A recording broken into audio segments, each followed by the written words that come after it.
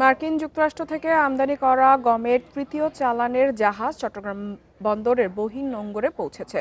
শনিবার খাদ্য মন্ত্রণালয়ের এক সংবাদ বিজ্ঞপ্তিতে তথ্য জানানো হয়। বিজ্ঞপ্তিতে আরও বলা হয়, যুক্তরাষ্ট্র ও বাংলাদেশের মধ্যে G2G চুক্তির আওতায় গম আমদানি কার্যক্রম চলমান রয়েছে। এর আওতায় মোট 2,20,000 টন গম আমদানি করা হবে, যার তৃতীয় চালানের হিসেবে 58,359 টন গমবাহী জাহাজ এখন চট্টগ্রাম বন্দরে অবস্থান করছে।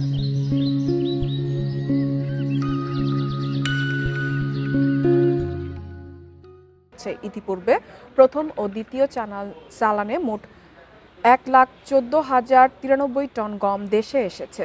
জাহাজে রক্ষিত গমের নমুনা পরীক্ষার কার্যক্রম ইতিমধ্যে শুরু হয়েছে। পরীক্ষা শেষে দ্রুত খালাসের প্রয়োজনীয় ব্যবস্থা নেওয়া হবে বলেও জানায় খাদ্য মন্ত্রণালয়।